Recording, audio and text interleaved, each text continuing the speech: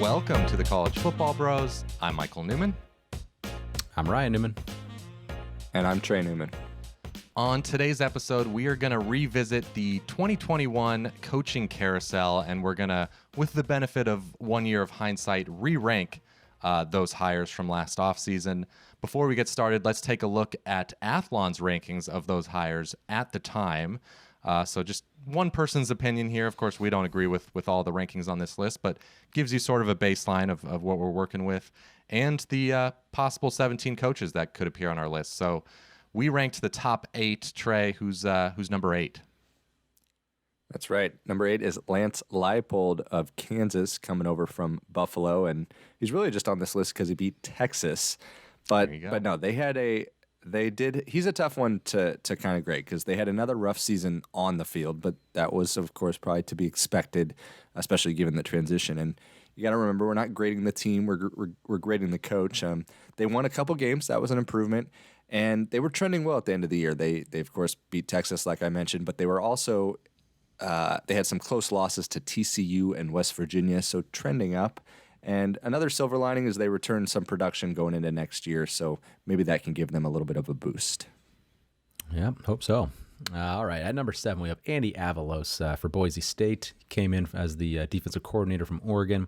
They went 7-5 on the field this year, so not good by Boise standards, but that was a good 7-5. They very easily could have won a couple more games, some close losses for them. So, but what's encouraging for me for Andy Avalos is just the recruiting, number 1 in the Mountain West. So, as long as you have that going for you, I think you're always going to be near the top of your conference. So, I would expect Andy Avalos to kind of keep that train rolling.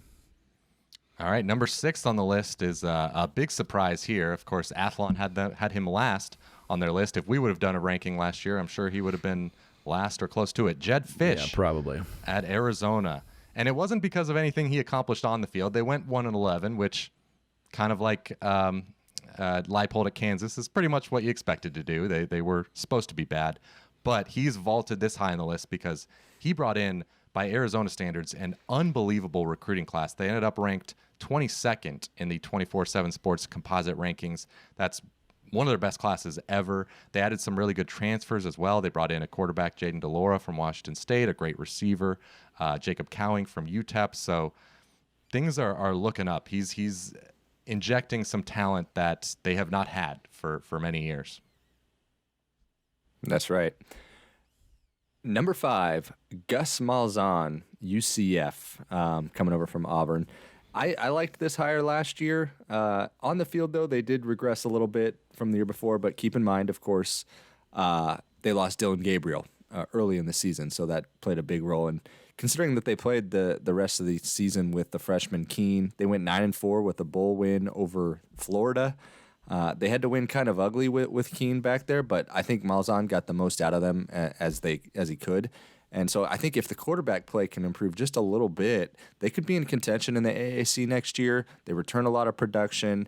He brought in one of UCF's best recruiting classes, as well as a nice transfer class, including a lot of Power 5 players.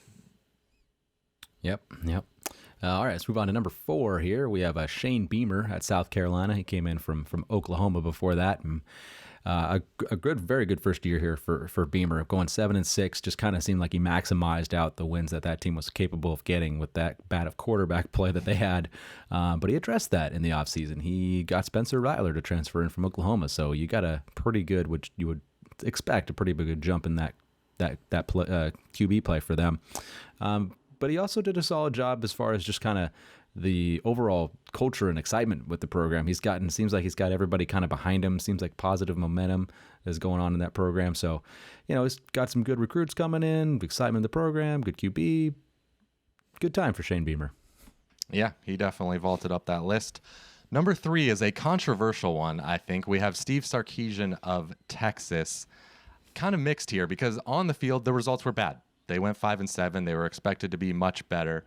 But there's still a lot of upside because he's kind of started to turn over the roster, brought in his guys, brought in a really good recruiting class, ranked 5th in the country.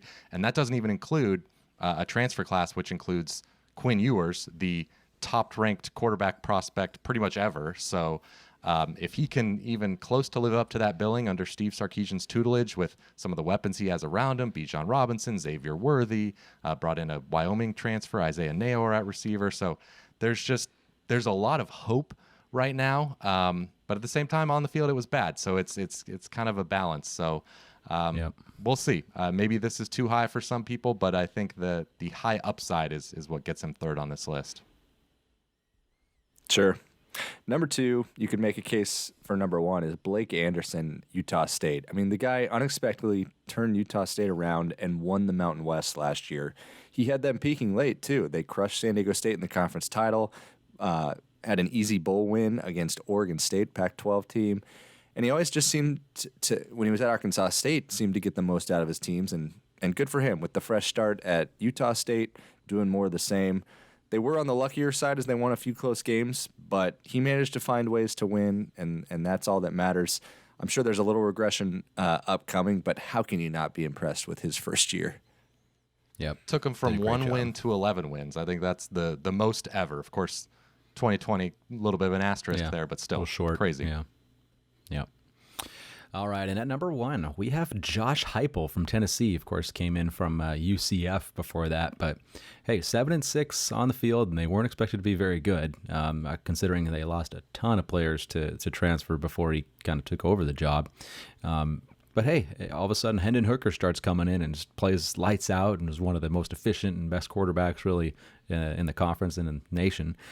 So that just really got it's the excitement going within the program, and then. Now he's bringing in, he didn't really hit the transfer portal all that hard, but he did do a solid job with the high school recruiting, which is good. It's going to build for depth future years. The 17th rated class, only 8th in the SEC, but it's not amazing for Tennessee, but it's solid. I think the main thing for them is just like, okay, you got a lot of production coming back already for this year. You're pretty good last year, probably going to be a top 25-ish team. Hendon Hooker is a dark horse Heisman contender. I don't know. I mean, for what people were thinking of him going into last year, which was kind of low, most people, you've got to be very pleased with what you've seen so far. Yeah, it was. Tennessee seemed to be bracing themselves for 2 to 3 years of kind of mediocrity at best, and you thought Heupel. A lot of people thought he was just going to be kind of, he's our coach for the next few years. At least we'll be exciting on offense. Maybe we won't be very good, but they were good. Just a stepping stone. Yeah, they look to be good heading into 2022. So. Jumped all the way to number 1. Let us know what you think about this list. Who would be your number 1 hire from last year's cycle? And give the video a thumbs up. We appreciate that. Subscribe if you like college football, because we've got content all year round. And we will see you next week. You've been watching the College Football Bros. Be sure to subscribe here on YouTube and in your podcast app for college football content all year round. For bonus episodes and access to our Discord chat, join our Patreon at patreon.com/collegefootballbros. Thanks for watching.